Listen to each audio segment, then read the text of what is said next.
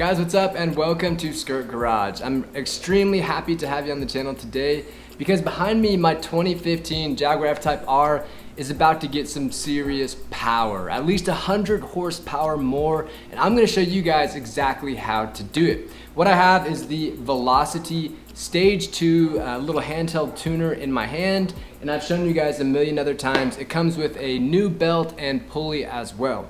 So today my plan is to show you guys exactly how to do it from A to Z to get this completely done, and I'm gonna try to make it as thorough as possible. That way you guys don't have to go anywhere else. You know exactly what to do, when to have it throughout this whole process. So without further ado, let's get started.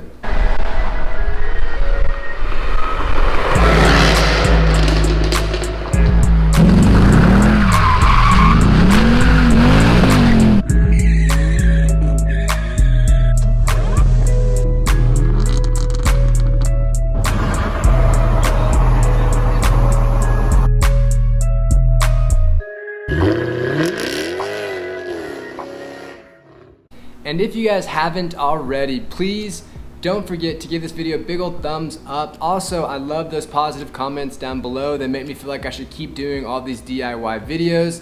Subscribe and hit the bell to be alerted each and every time I make a new upload. Okay, for those of you who don't know how supercharger systems work or how this whole Stage 2 system works, I'll tell you right now.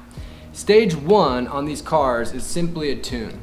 Stage 2 is a tune plus a larger diameter crank pulley.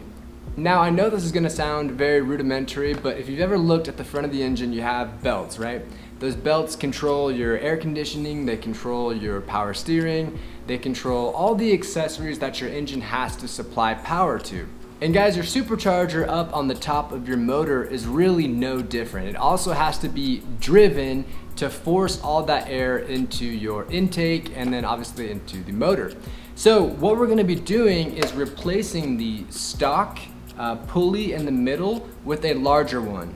And I know it sounds a little bit complicating, but if the diameter of the pulley is larger, for every one rotation that larger pulley makes, it's gonna use that extra length or that extra diameter to spin the supercharger more. And obviously more spinning equals more boost equals more power. The beauty of it is that it's gonna respond just like the car normally has. So the really cool thing about these positive displacement superchargers is that if you drive it normal, like if you just putt around town, even though it's making 100 plus extra horsepower, it's not gonna drive any different than it did when it was stock. And when you get on it, it's not gonna be like a turbocharged car where it's nothing, nothing, nothing, wham. It's gonna feel that same kind of linear characteristic style that your car had before you did the tune. So that's kind of how these systems work. And now that you have a rough game plan, I'm gonna show you everything that you need to do the job. And then we're gonna go ahead and get started with the ECU programming and everything in between. Let's get started. Okay, here is the entire kit that gets sent to you when you buy the Stage 2 VelocityAp tune and pulley. I'm holding this beautiful billet, almost aluminum looking crank pulley. The fit and finish is extremely nice and pretty lightweight too. You can kind of see a nice shine. It looks very, very good. Next to that, we've got the handheld tuner and the two cables that it comes with.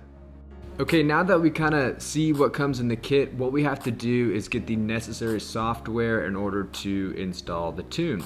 So we're gonna go to, it also comes on a printout with your kit, but to make life easy and for you guys to see it now, I'm gonna show you online.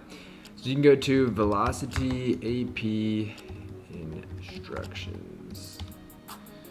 And then it's gonna be this one right here, the VelocityAp VTech ECU programming. So you go here, and these are all the instructions that you need. The kit will come with this, but just to show you now, this is everything that you'll need. So I'm going to copy this, go to a new page, and we're gonna hit proceed to this site. And here are those same instructions I just showed you, and this is actually the software you need. So you're gonna click this and then you're gonna go to download and then you download it. I am on a MacBook right now, and this setup is a Windows setup, so you actually need a Windows computer, or you need to convert your Mac to run Windows programs. I have a Windows computer available to me, so I'm not gonna mess with that on my MacBook. I'm just gonna go ahead and do it on the Windows computer, but I wanted to show you how to do it. So now that we have that, we're gonna move over and we're gonna install it, run the program, and I'm gonna show you how to get a stock ECU file onto the program. All right, now that we have the setup downloaded, we have to, of course, look at the license agreement, hit agree, then we will move on and we will finish the completion of the downloading. Once that is completely installed, it really does a pretty quick install. You grab your little handheld tuner and you plug it in, and right when you pull up the app, it'll say trying to connect to your device, and so you just let it do its thing. Eventually it'll say VelocityAp on it. It'll be completely connected to the software, and this is really important. The main reason why you're doing this is you are trying to update the latest version of the software on the handheld device before you go get your stock tune. So once it's completely updated, you just unplug that little handheld thing, that little handheld VTech tuner, and then you walk out to your car, and then that's actually when you extrapolate the stock ECU file from your car. So that's what we're gonna do now. All right guys, welcome to the car. We're gonna do this together. This metal clip is gonna be facing you, and you're gonna go underneath to the OBD2, push it in. You should get something here. OS loading. Let's see, turn this on.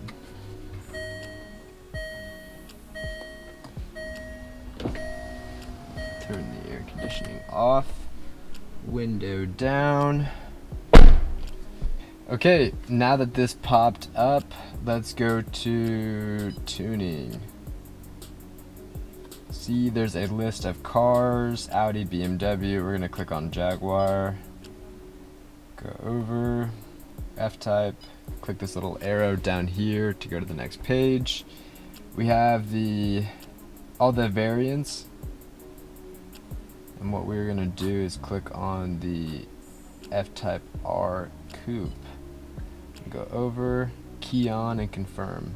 It says please wait. So it says I have a stock file missing. Would you like to read the ECU? Yes, I would like that.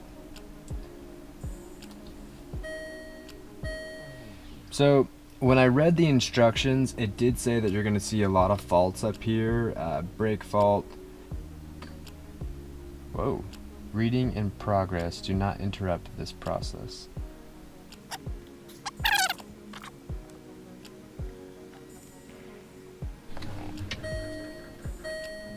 Whoa.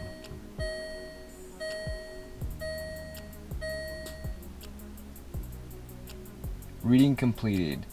Switch ignition off and disconnect power gate 3+. Off. And disconnect.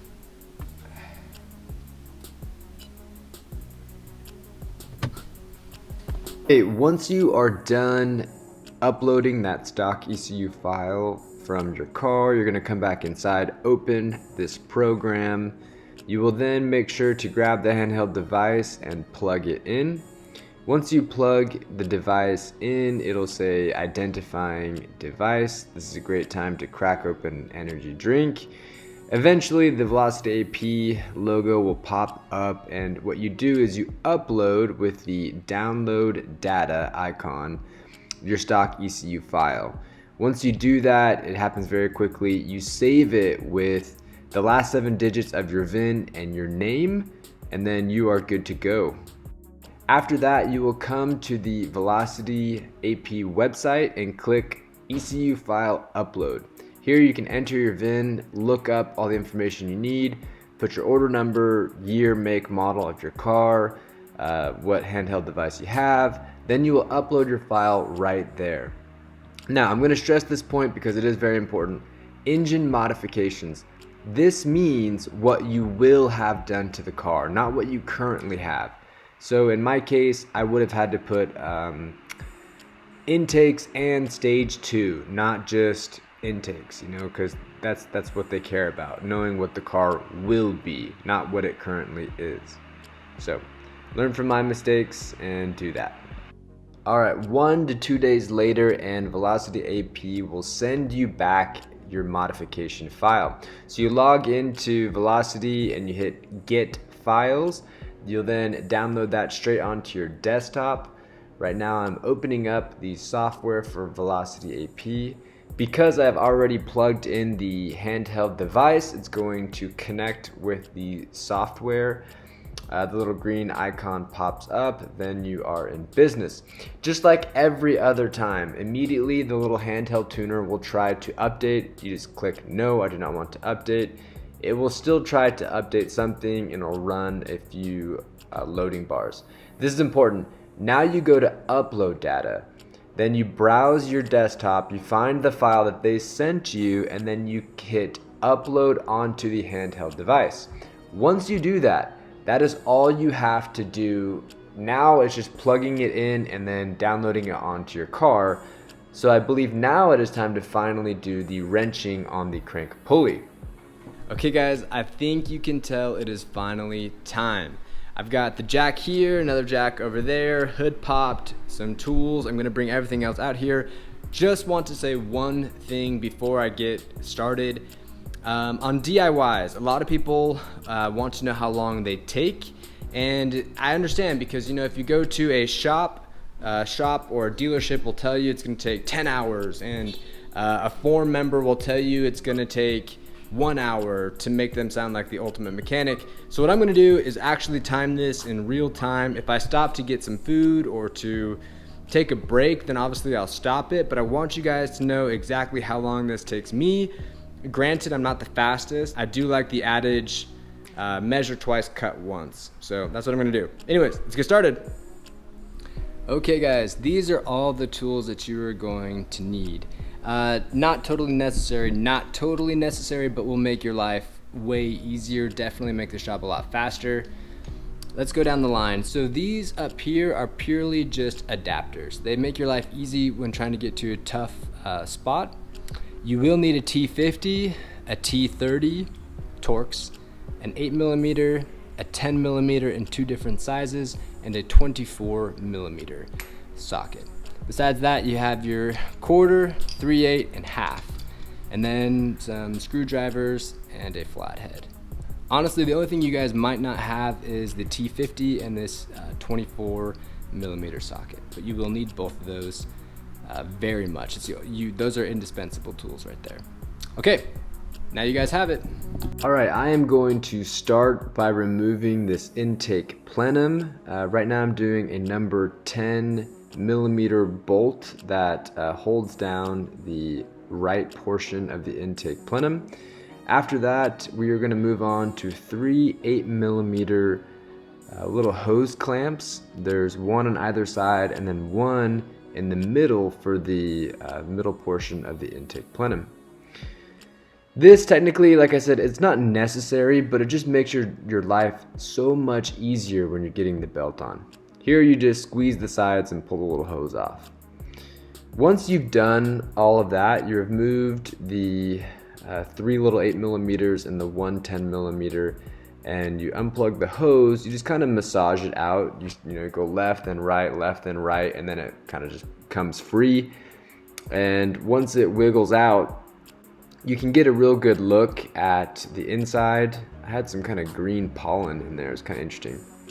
Now it's time to grab the jack stands. Like always, throw them near the jacks and put it on it. All right, you join me underneath the car. We're gonna start with this little, I guess it'd be a curb guard. It runs all the way around the front of the car. We are going to remove all of these. All right, now you can slide these out. They have like little pins. You kind of pull down and out. There's one of them, down, push forward, it all comes out as a unit. All right, now we're gonna do this piece here. It's got 1, 2, 3, 4, and the same thing on that side over there. It's an 8mm. All right.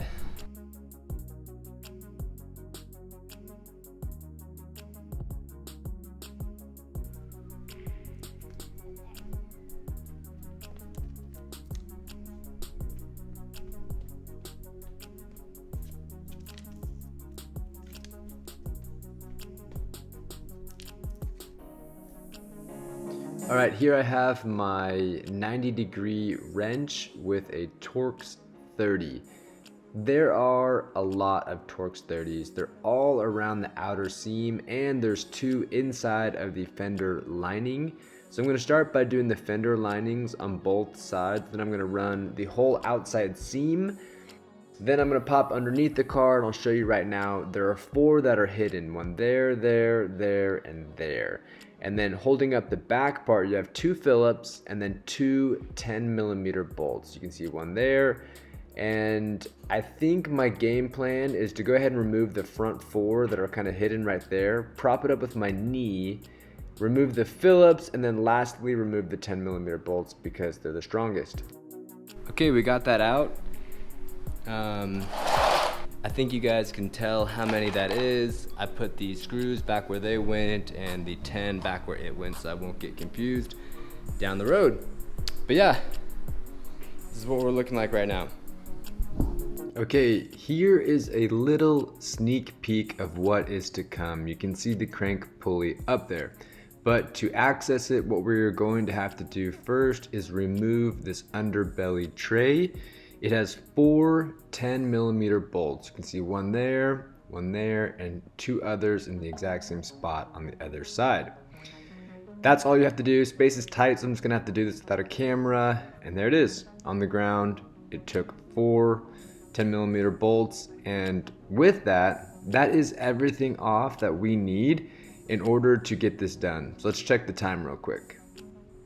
42 minutes. It took 42 minutes to get the car up in the air and everything off. Now it is time to begin the crank pulley. Okay, what I'm going to do right now is show you where the tensioner is, because the beginning of this process starts there. That little circle that I just showed you is where you're going to put your 3/8 socket. Once your 3/8 socket is in there, you're going to try to loosen it, and what that'll do is move the pivot arm towards the midline of the car.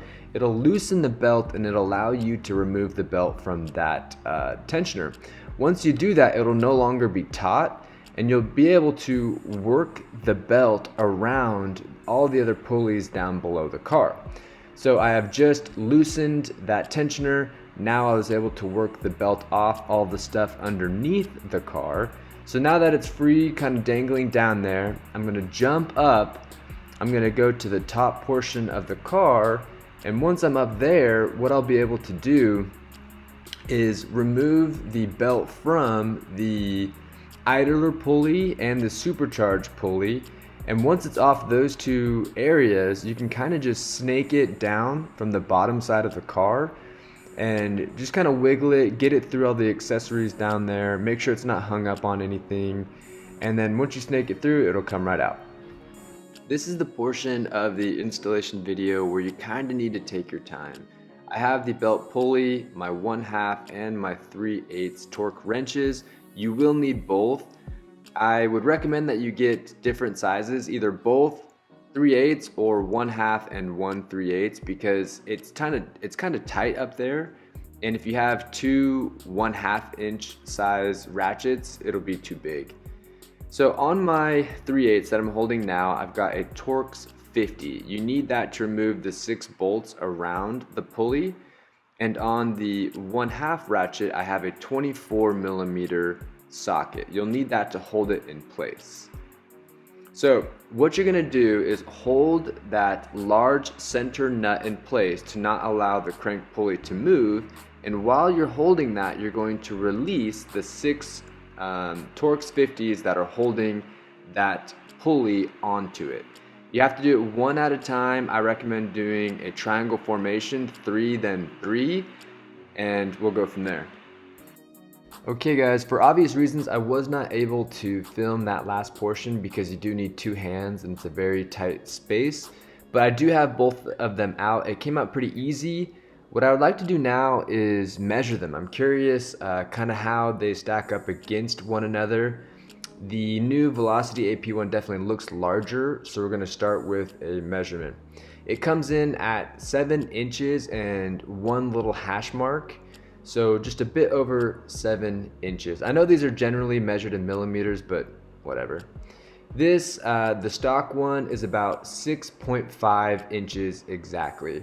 So you have a good ½ inch larger crank pulley, and Velocity claims it's 11.9% larger. And yeah, the time right now, it's been 1 hour and 16 minutes and that crank pulley is already out. So we're moving good.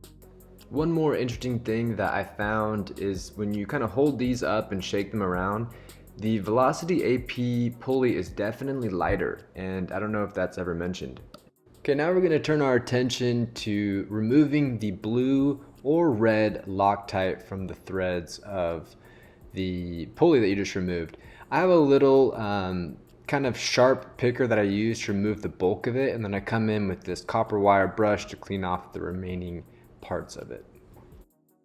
Alright guys, it is time to put the new crank pulley back in, and you have to prop it up against there, line it up, and then screw the screws in. So obviously with the tight space and the need of two hands, I couldn't film it, but I do want to give you guys some advice on how to make it easy. So what I want you to do is, there's 6 bolts, so what I'd like you to do is go 3 at a time. It's a little bit more time consuming, but trust me, it's the safest thing you can do. Prop it up against there, make sure it's snug, screw in 3 bolts in a triangle formation so that it doesn't rock, and then once it's completely seated, remove 1 at a time, put blue Loctite on them, put them back in, and do the same thing for the next 3. Make sure that they're torqued to 48 foot-pounds. That's the torque spec from Jaguar. Alright, here I am kind of checking the new versus old belt and making sure I have the larger diameter belt before I try to wrangle this onto all the pulleys. First things first, you're just going to try to wedge it down in there and snake it down towards the bottom where you're just working. I recommend that you hook it on to the highest portion of the belt system there, which is the supercharger pulley. Everything else you just let dangle. After that, you're going to go underneath the car and you're going to wrap it around the new crank pulley. You're going to decompress the tensioner almost to the very max, and you're going to put the belt around it. At that point, everything will be set. All the pulleys will be ready. The only pulley that won't have the belt over it is called the idle pulley, and it's just beneath the supercharger pulley, the highest pulley on the motor, down into the passenger side of the vehicle, or to the right side of the vehicle if you're in the driver's seat. So you're going to save that one for last, and what you're going to do is lower the car so that you have the maximum advantage, and you're going to just put your hand over it and yank it up and over the idle pulley. That is the only way you'll be able to do it by yourself. If you have someone helping you, obviously it would be a lot easier. I recommend that you do this before you put all those underbelly trays back on, because obviously if you have to redo anything, it's going to be a huge pain.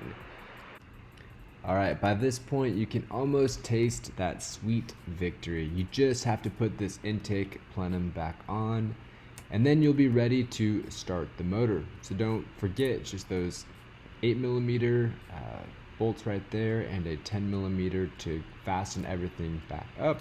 After that, we are ready to flash the car and bring it back into life.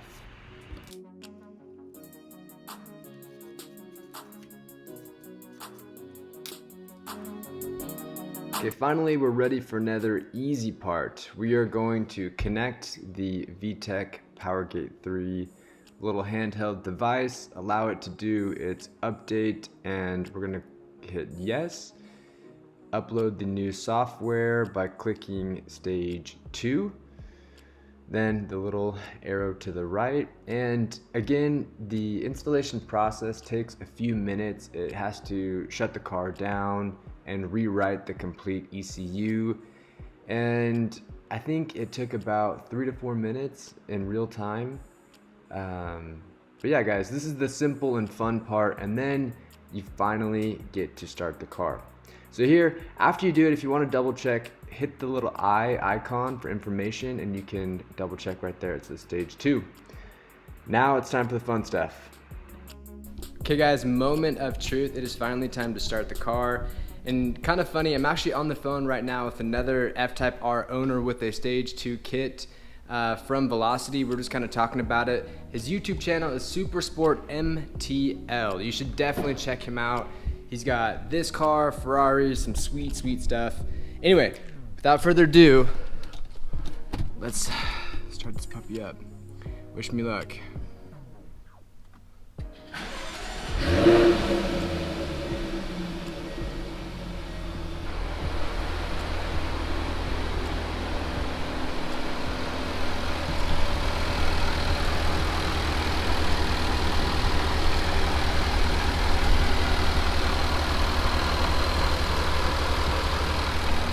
All right, well, everything looks like it's working, thankfully. All right.